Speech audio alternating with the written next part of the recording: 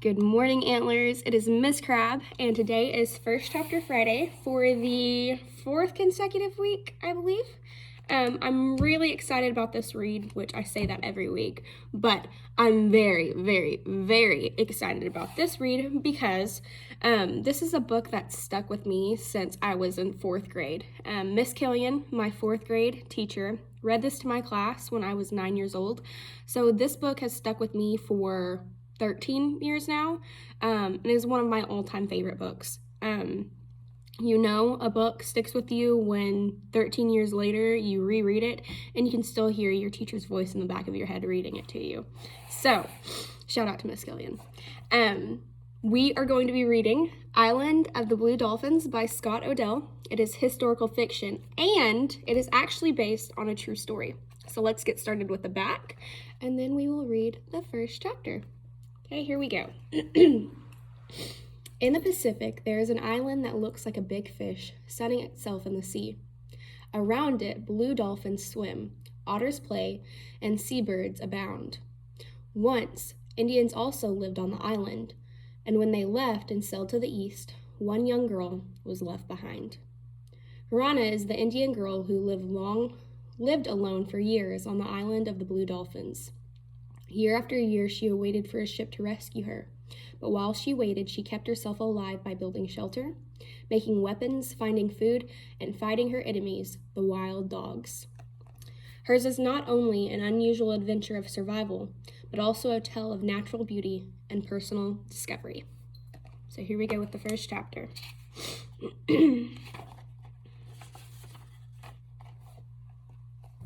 I remember the day the Aleut ship came to our island. At first it seemed like a small shell afloat on the sea. Then it grew larger and was a gull with folded wings. At last, in the rising sun, it became what it really was, a red ship with 2 red sails. Let me go back to, at first it seemed like a small shell afloat on the sea. Then it grew larger and was a gull with folded wings. That's a metaphor right there, guys. Okay, moving on. My brother and I had gone to the head of a canyon that winds down to a little harbor, which is called Coral Cove. We had gone to gather roots that grow there in the spring. My brother Ramo was only a little boy half my age, which was 12. He was small for one who had lived so many suns and moons, but was quick as a cricket. Also foolish as a cricket when he was excited. For this reason, and because I wanted him to help me gather roots and not go running off, I said nothing about the shell I saw or the gull with folded wings. I went on digging in the brush with my pointed stick as though nothing at all were happening on the sea. When I knew for sure that the gull was a ship with 2 red sails, but Ramo's eyes missed little in the world. They were black like a lizard's and very large, and like the eyes of a lizard, could sometimes look sleepy. This was the time when they saw the most. This was the way they looked now. They were half closed like those of a lizard lying on a rock about to flick out its tongue to catch a fly.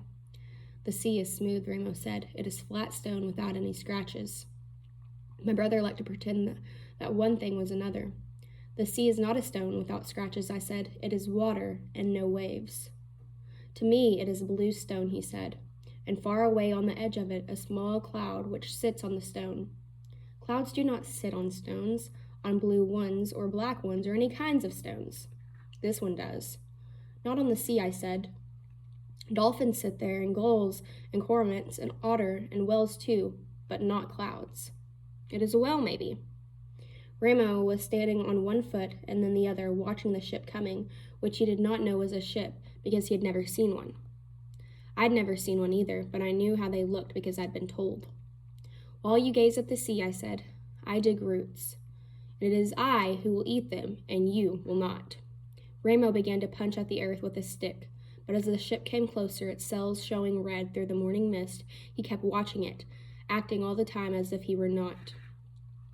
Have you ever seen a red whale? He asked. Yes, I said, though I never had. Those I have seen are gray. You are very young and have not seen everything that swims in the world. Ramo picked up a root and was about to drop it into the basket. Suddenly his mouth opened wide and then closed again.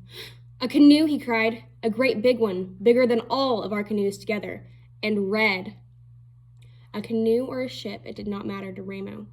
In the very next breath, he tossed the root in the air and was gone, crashing through the brush, shouting as he went. I kept on gathering roots, but my hands trembled as I dug in the earth, for I was more excited than my brother. I knew that it was a ship there on the sea, and not a big canoe, and that a ship could mean many things. I wanted to drop the stick and run too, but I went on digging roots because they were needed in the village. By the time I filled the basket and the Aleut ship had sailed around the wide kelp bed, that encloses our island and between the two rocks that guard Coral Cove, word of its coming had already reached the village of Galasat.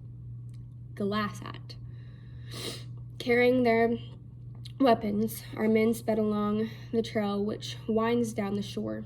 Our women were gathering at the edge of the mesa. I made my way through the heavy brush and moving swiftly down the ravine until I came to the sea cliffs. There I crouched on my hands and knees. Below me lay the cove. The tide was out and the sun shone on the white sand of the beach. Half the men from our village stood at the water's edge. The rest were concealed among the rocks at the foot of the trail, ready to attack the intruders should they prove unfriendly. As I crouched there in the toyon bushes, trying not to fall over the cliff, trying to keep myself hidden and yet to see and hear what went on below me, a boat left the ship. 6 men with long oars were rowing. Their faces were broad and shining, dark hair fell over their eyes. When they came closer, I saw that they had bone ornaments thrust through their noses. Behind them in the boat stood a tall man with a yellow beard. I'd never seen a Russian before, but my father had told me about them, and I wondered, seeing the way he stood with his feet set apart and his fist on his hips, and looked at the little harbor as though it already belonged to him, if he were one of those men from the north whom our people feared. I was certain of it when the boat slid to the shore, and he jumped out shouting as he did. His voice echoed against the rock walls of the cove. The words were strange, unlike any I'd ever heard. Slowly, when he spoke, in our tongue, "I come in peace, and wish to parley," he said to the men on the shore. None of them answered but my father, who was one of those hidden among the rocks, and came forward down the sloping beach. He thrust his spear into the sand. "I am the chief of Galasat," he said. "My name is Chief Chowing." I was surprised that he gave his real name to the stranger. Everyone in our tribe had 2 names, the real one, which was a secret and was seldom used, and one which was common, for if people use their secret name, it becomes worn out and loses its magic. Thus, I was known as Wanapali, which means the girl with the long black hair, though my secret name is Korana. My father's secret name was Chowing. Why he gave it to a stranger, I do not know. The Russian smiled and held up his hand, calling himself Captain Orlov. My father also held up his hand. I could not see his face, but I doubted that he smiled in return. "I have come with 40 of my men," said the Russian. "We come to hunt sea otter. We wish to camp on your island while we are hunting." My father said nothing. He was a tall man, though not so tall as Captain Orlov, and he stood with his bare shoulders thrown back, thinking about what the Russian had said. He was in no hurry to reply because the Aleuts had come before to hunt otter. That was long in the past, but my father still remembered them. "You remember another hunt," Captain Orlov said when my father was silent. "I have heard of it, too. It was led by Captain Mitrif, who was a fool and is now dead. The trouble arose because you and your tribe did all of the hunting." "We hunted," said my father, "but the one you call a fool wished us to hunt from one moon to the next, never ceasing." "This time you will need to do nothing," Captain Orlov said. "My men will hunt and we will divide the catch. 1 part for you to be paid in goods and 2 parts for us." "The parts must be equal," my father said. Captain Orlov gazed off towards the sea. "We can talk of that later, when my supplies are safe ashore," he replied. The morning was fair with little wind, yet it was the season of the year when storms could be looked for, so I understood why the Russian wished to move onto our island.